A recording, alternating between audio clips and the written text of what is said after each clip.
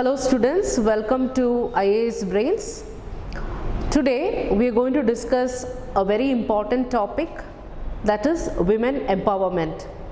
I am sure all of you all are aware that gender related issues are a very significant topic for your UPSC preparation. Let it be mains or interview. There is a lot of possibility for questions that revolves around women and children. Women empowerment is a very common topic that we usually come across in many of the topics related to essay as well as your social issues. So without wasting much time, let us quickly have a good understanding about some of the important topics or important points that has to be included when you write an essay on women empowerment. So what's the meaning of women empowerment? Let's not look into the formal definition, but from a layman's perspective, what do we mean by this particular word, women empowerment? In simple terms, it just means allowing the woman to have freedom of choices, or it could also be allowing the woman to enjoy the sense of worth or dignity. And above all this, woman empowerment also means allowing the woman to bring in social change, not just for herself but also for others. So what are the different kinds of empowerment that comes under this larger umbrella? Let's have a quick look at it.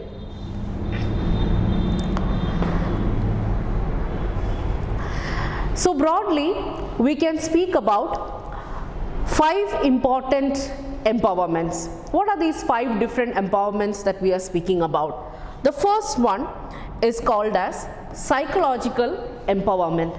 Psychological empowerment. Psychological empowerment deals with the mindset of a woman.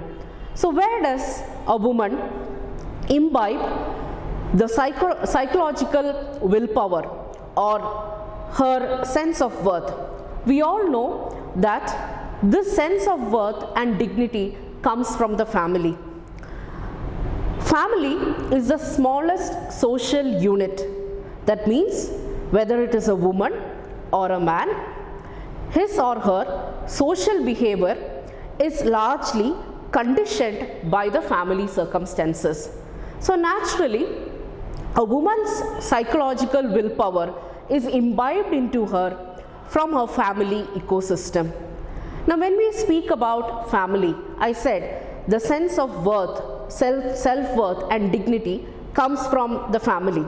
So within family, what are some of the important conditioning process that happens? Now when I say conditioning process, what is the meaning of conditioning? To understand what is conditioning, we need to basically understand the difference between 2 terms which we almost interchangeably use in our day-to-day life. What are these 2 words? The words called sex and the word called gender. Gender and sex, 2 important words. But if I ask to differentiate between these 2 words, many of them will find it difficult to give a proper differentiation. So what's the difference between a sex and gender? Sex basically relates to your biological makeup. Let's say we are speaking about women empowerment. So childbearing is a biological makeup that is gifted only to women. That is related to a physical makeup. So anything related to your physical makeup, your biology, is called as sex. Now what is gender? Gender is largely related to the role you play. It is when it comes to the role that where this process of conditioning starts for women. Now what is this role?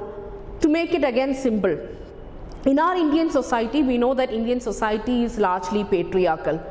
We not only say that the woman has woman not only bears the children, but she is also given the responsibility of rearing the children. That means the Indian society generally believes that a woman is more capable of rearing a child, bringing up a child and conditioning a child. And this is almost seen as the responsibility of a woman in the house rather than the man. Now that is related to your gender. That means from the day a girl is born into the family, her mind is conditioned in such a way that she is supposed to not only bear a child but also rear her.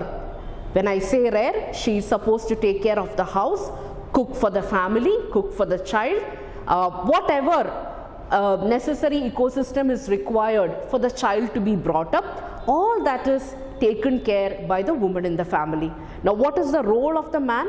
Man is usually given the role of a breadwinner. Now this kind of system is not something natural. That is something which is conditioned by the society, by our immediate family members or relatives. Now this is exactly the difference between sex and gender. So when you speak about woman empowerment, what we need to address is the problem of gender. Let us all understand that while childbearing has to be done by women, we cannot do anything about it. That is natural.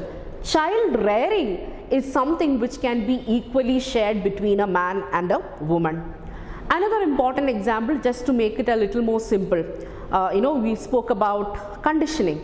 Let's say there's a birthday party, right? Now if that birthday party is that of a boy, you might have observed that when you go to purchase gifts for a boy child, we usually tend to buy cars, jeep, guns, right? Whereas if it is a girl's birthday party, what do we purchase? We mostly purchase a doll, Barbie, right? So this is conditioning. That means you have preset your mind saying that a girl is always meant to portray a softer side, whereas a man, if it is a boy, then he is meant to handle tougher things in life.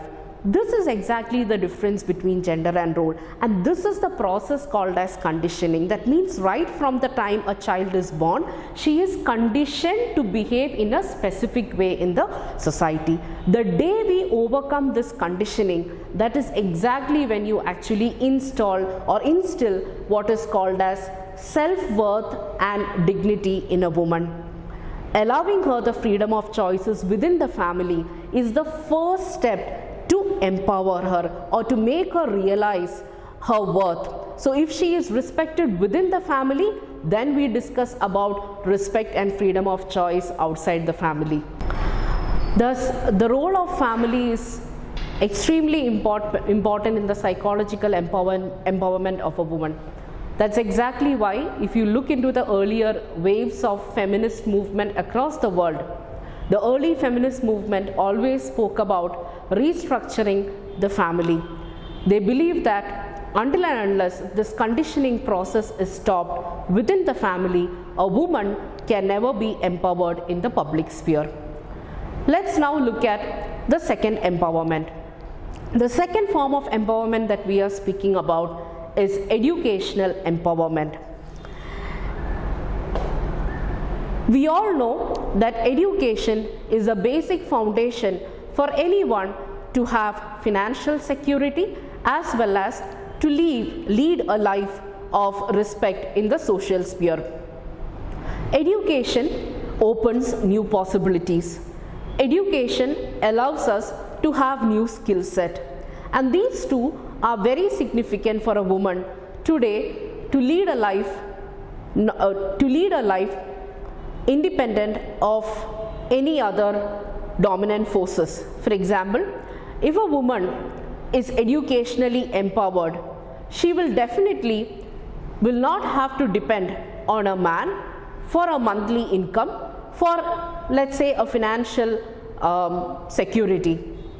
When I speak about educational empowerment, it is inevitable for me to bring in the point of how a woman was categorically shunned from the educational segment, not just in the Indian society but also in the Western society for centuries together. Look at the example of Harvard University, the most respected, the most renowned Harvard University in the world today. If you go into the history of Harvard University Howard University got established somewhere in the 17th century, but it is only in the 18th and 19th century that women were admitted into this university. The case of India was not something different. So, when you speak about women empowerment, one of the most significant aspects that we should be focusing should be to empower her educationally, open new possibilities for her in the education segment, give her proper skill set so that she can have a proper financial security. Education allows her to look into a future which is more than the idea of motherhood, which is beyond the idea of constraining herself to the four walls of house, or what you call as household chores. And above all this, educational empowerment also allows a woman to overcome the worst peril, that is poverty. The role of the state is something which is very significant. When you speak about role of the state, let me also once again take you through the feminist movements. When the feminist movement started, in the first wave of feminism, there was a famous debate of public versus the private. Public versus the private. So what is this public versus private? The public-private dichotomy. Public man versus private woman. That means if you go into the 18th, 19th century, man always led a public life, whereas woman was mostly confined to the roles within the house. When you speak about the public space, we were speaking about politics, because we know when you speak about politics, we are actually discussing about public debates, open discussions. So in the 18th and 19th century, the open discussions, debate and political life or the public life was largely confined only for the men folk, whereas women was always confined to the private space, what you call as family and family and house. This is exactly where the role of state comes into being. We all know that not just for women empowerment, to bring in large social changes, the role of the state is very significant. Look at India. We all know that caste system had been one of the greatest perils for the Indian society. Untouchability was a practice that was prevalent in the Indian society for centuries together. Had not the state intervened to make this particular practice illegal, we might have been promoting that or practicing that even in the modern age. Similarly, you look at many other social evils.